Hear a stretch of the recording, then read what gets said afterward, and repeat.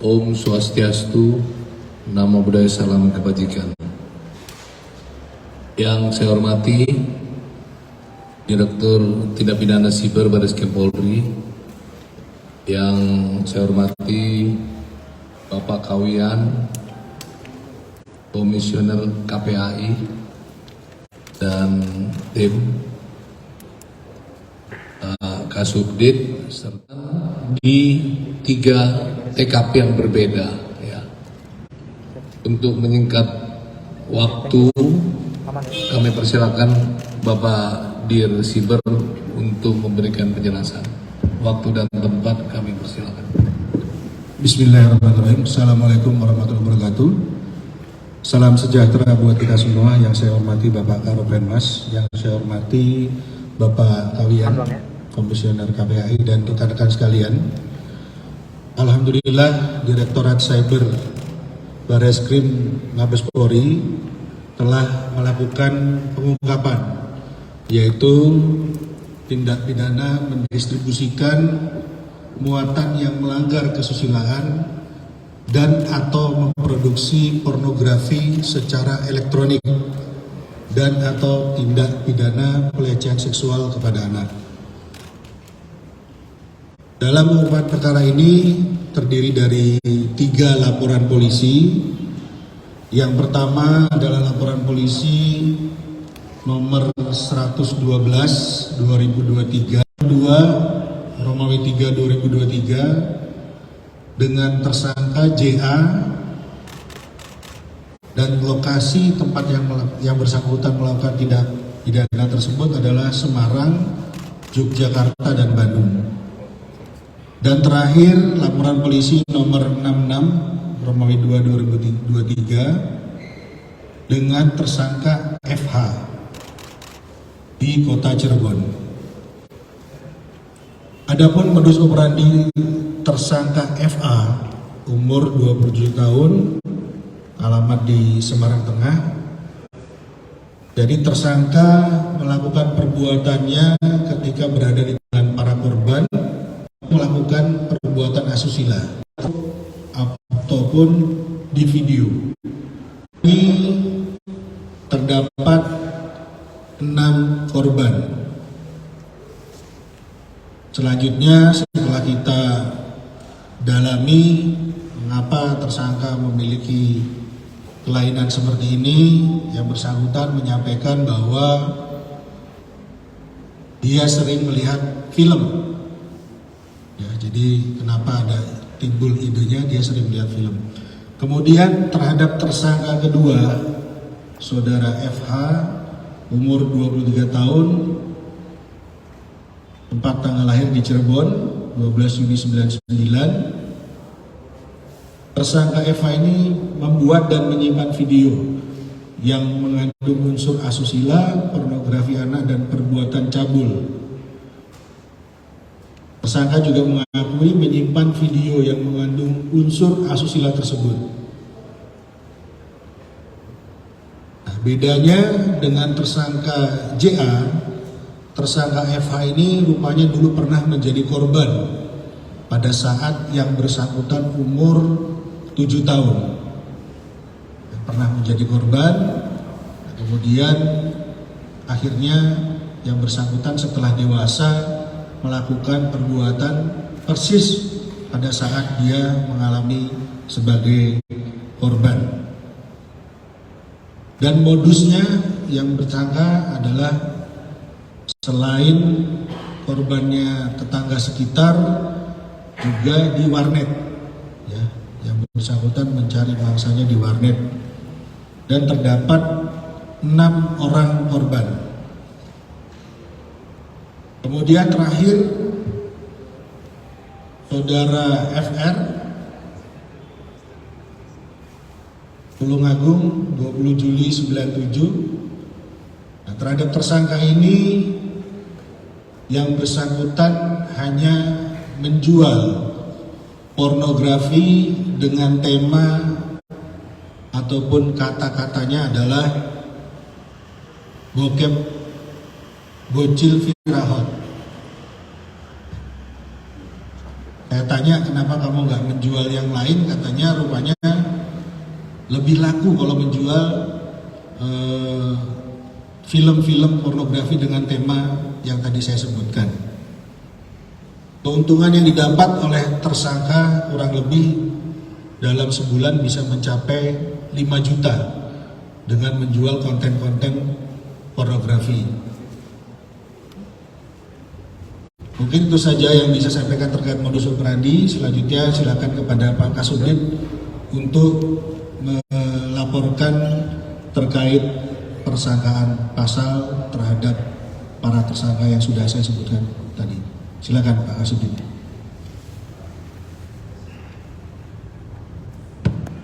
Terima kasih Bapak Direktur. Kami lanjutkan. Kepada para tersangka, kami kenakan pasal-pasal dari beberapa undang-undang, yaitu Undang-Undang ITE, Undang-Undang Pornografi, dan Undang-Undang Perlindungan Anak dengan perincian sebagai berikut. Yang pertama adalah pasal 45 ayat 1, junto pasal 27 ayat 1 Undang-Undang ITE dengan ancaman pidana penjara paling lama 6 tahun atau denda paling banyak 1 miliar rupiah. Kemudian ancaman pasal yang kedua adalah pasal 29 junto pasal 4 ayat 1 dan atau pasal 37 junto pasal 11 Undang-Undang tentang pornografi, yaitu Undang-Undang nomor 44 tahun 2008 dengan ancaman pidana penjara paling lama 12 tahun dan denda paling sedikit 250 juta rupiah dan paling banyak 6 miliar rupiah. Pasal yang ketiga adalah pasal 82 ayat 1 junto pasal 76E Undang-Undang tentang Perlindungan Anak dengan ancaman pidana paling lama 15 tahun dan denda paling banyak 5 miliar rupiah. Pasal yang keempat yaitu pasal 88 junto pasal 761 Undang-Undang nomor 35 tahun 2014 tentang Perlindungan Anak dengan pidana penjara paling lama 10 tahun dan denda paling banyak 200 juta rupiah. Demikian.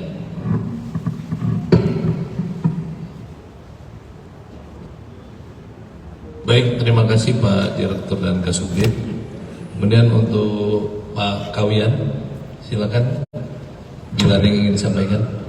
Terima kasih Pak Karopenmas, Pak Direktur dan Pak Kasubdit.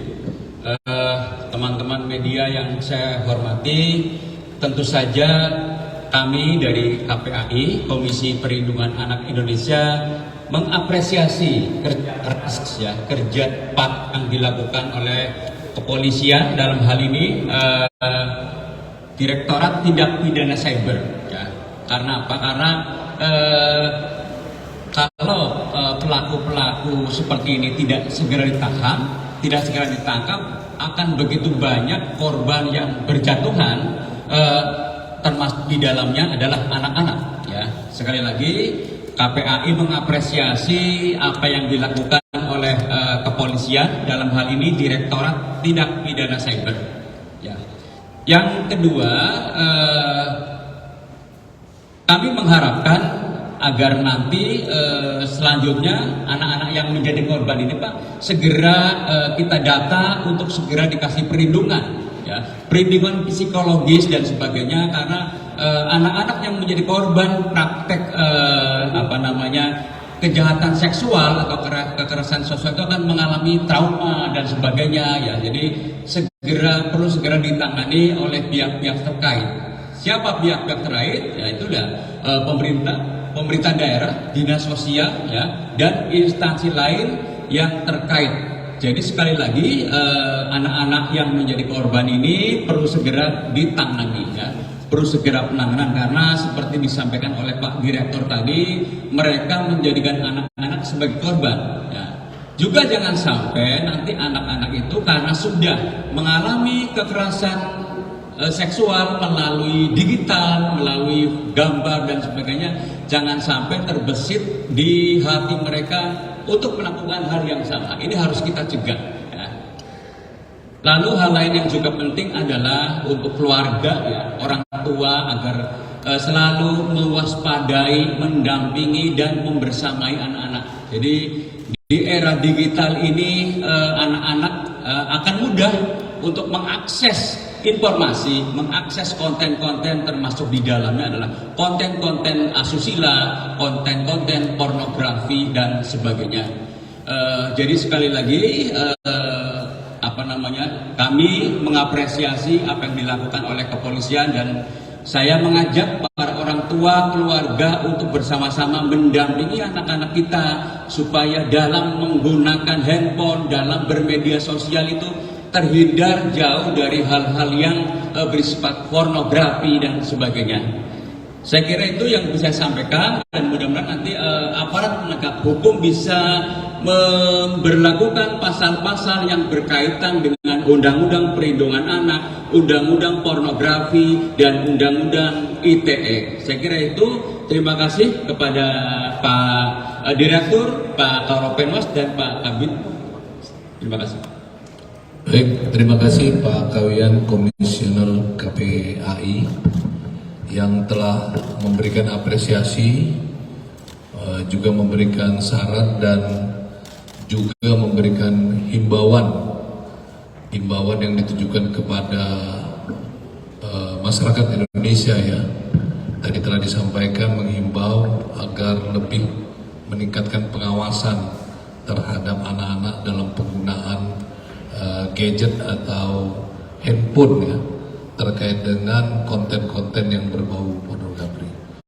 Baik rekan-rekan wartawan, bila ada pertanyaan silakan diajukan. Ya Mbak, silakan Mbak.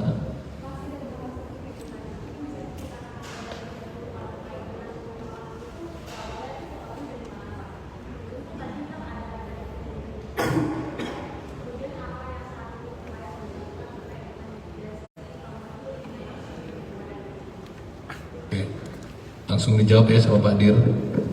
Baik, terima kasih Mbak. Jadi pengungkapan kasus ini berdasarkan data yang kami terima dari NCMEX. Jadi NCMEX itu suatu lembaga yang memang mengawasi khusus terhadap peredaran foto-foto ataupun video pornografi, terutama pornografi anak di media sosial. Ya, kami mendapatkan laporan tersebut, kemudian setelah kami melakukan penyelidikan dan fix bisa. Kemudian terkait dengan korban-korbannya, tentunya hari ini kami juga bekerja sama dengan KPAI untuk nanti data-data tersebut akan kami berikan kepada KPAI, dan nanti KPAI yang akan menindaklanjuti untuk memberikan seperti trauma healing dan asesmen lainnya terhadap para korban. Tadi sudah disampaikan oleh beliau, jangan sampai di kemudian hari anak-anak ini tumbuh menjadi dewasa, kemudian mereka terbesit di hatinya untuk melakukan perbuatan yang sama terhadap anak-anak. Nah, kemudian korban-korbannya ini kebetulan semua adalah laki-laki, jadi tidak ada yang perempuan, korbannya laki-laki semua. Demikian Pak. Umur dari korban kalau dibilang kategori anak-anak berarti di bawah 18 tahun. Baik, silakan Mbak. Tunggu Mbak Laili dulu.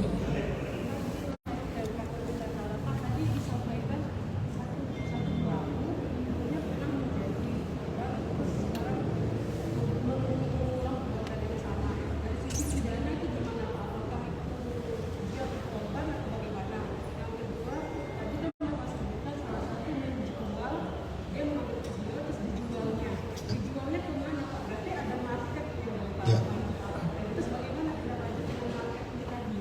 Baik ya. Terima kasih Mbak. Yang pertama terkait masalah apakah dari unsur pidananya ya, nanti yang akan menentukan adalah majelis hakim. Walaupun dia pada saat kecilnya menjadi korban, ini kan hanya baru pemeriksaan kita. Tentunya perlu ada pendalaman lebih lanjut apakah memang yang bersangkutan ini benar-benar menjadi korban. Alhamdulillah kalau tidak salah yang bersangkutan masih ingat siapa pelakunya pada saat dia kecil. Tentunya kami sedang melakukan upaya pencarian. Setidaknya hanya akan menggambarkan. Nah, nanti untuk masalah pemidanaan nanti tergantung dari majelis hakim yang akan memutuskannya. Kemudian yang kedua terkait marketplace-nya, yang bersangkutan menyebarkan melalui media Telegram. Beliau menawarkan, kemudian apabila ada yang ingin tertarik harus memberikan dana tertentu kepada rekening yang bersangkutan, baru nanti akan diberikan akses untuk masuk ke dalam grup Telegram tersebut. Namun demikian bukan berarti grup Telegram itu tidak dalam pengawasan kami. Seperti yang tersangka sampaikan bahwa grup itu kadang-kadang hilang. Itulah upaya kami. Begitu kita tahu bahwa itu ada grup terkait masalah pornografi, pertama kami data dulu orang-orangnya, kemudian kami lakukan upaya untuk grup tersebut kita lakukan pemblokiran. Demikian, Pak.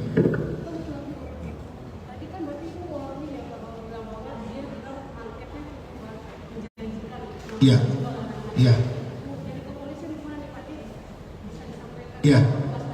Ya, artinya gini, kami menghimbau kepada masyarakat, kalau dari segi bisnisnya tadi disampaikan, kenapa kok tidak menjual konten pornografi yang normal ya, yang mungkin antara perempuan dan laki-laki. Ini kenapa kok konten pornografi anak? Ya, kalau dulu kita mungkin hanya khawatir kepada anak perempuan, sekarang ternyata anak laki-laki juga bisa menjadi korban dan lebih berbahaya lagi apabila anak laki-laki ini menjadi korban. Jadi sekaligus kami menghimbau kepada warga masyarakat benar-benar tolong diperhatikan. Nah, modus korban ini selalu mencari waktu-waktu sepi. Artinya tidak ada orang lain. Dan juga harus dicurigai juga jangan cuma orang yang tidak dikenal. Rata-rata justru malah orang yang dikenal. Kenapa orang yang dikenal? Supaya mudah dihasut, supaya mudah diiming-imingi. Dengan mungkin memberi snack, memberikan uang jajan. Beda halnya kalau memang tidak kenal sama sekali, pasti akan terjadi penolakan dari sang anak. Tapi kalau sudah kenal, nah ini hati-hati. Artinya melakukan pengawasan yang lebih mendalam lagi kepada anak-anak kita. Demikian, Pak.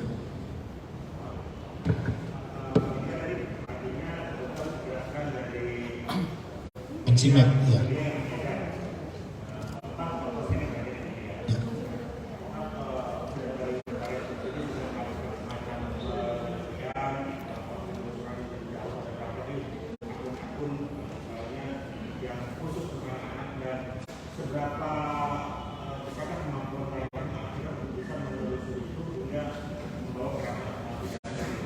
Ya, baik. Jadi data yang diberikan oleh NCMEX itu biasanya datanya mentah dan harus kita lakukan tahap selanjutnya. Seperti misalnya penyelidikan, kemudian misalnya di situ terdapat nomor handphone, kita cek nomor handphone tersebut masih aktif atau tidak. Karena rata-rata pelaku ini sering berganti handphone supaya menghindari kita melakukan pelacakan. Yang jelas data itu ada dan kita asesmen. Apabila nanti semuanya terpenuhi, kemudian kita lokasinya tahu, kita datangi dulu. Kita tidak bisa melakukan seperti tindak pidana biasa.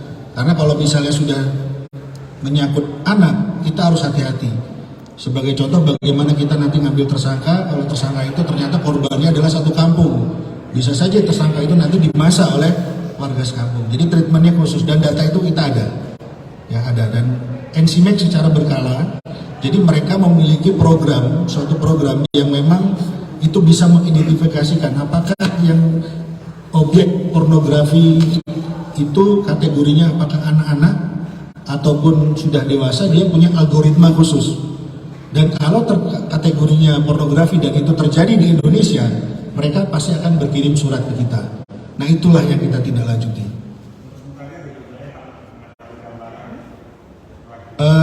Jumlahnya kebetulan bisa dalam sebulan mungkin ada 2 yang dikirimkan oleh mereka. Dua informasi terkait adanya peredaran pornografi anak ini. Pak Kasubdit silakan. Jenderal, jadi NCMEX ini adalah counterpart kita, sebuah lembaga independen dari negara Amerika Serikat yang seringkali kita lakukan kerjasama. Jadi melalui kerjasama kita dengan penegak hukum di negara tersebut, dari FBI, NCMEX memberikan informasi-informasi terkait dengan khususnya tindak kejahatan seksual kepada anak. Jadi ini adalah NGO dari Amerika. Terima kasih.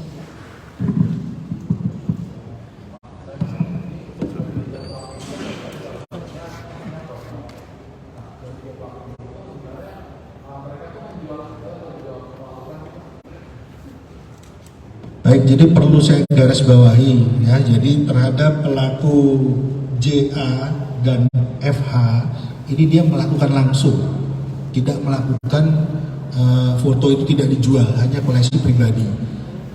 Sementara terhadap saudara FR dia bukan pelaku pelecehan seksual, tapi dia menjual, hanya menjual saja. Dia beli dari Telegram, grup Telegram.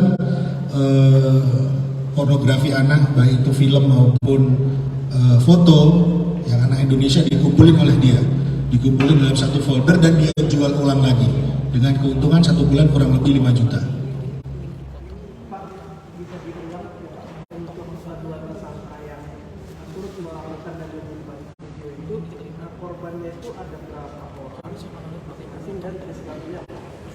Dan apa? Ya, tadi sudah saya tegaskan bahwa semua korban adalah laki-laki. Dan untuk saudara JA itu ada 6 korbannya. Kemudian saudara FH 6 korbannya. Sudah sejak berapa tahun lalu mungkin Pak?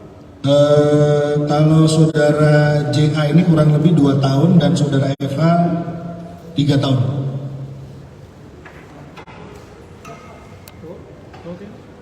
Oke.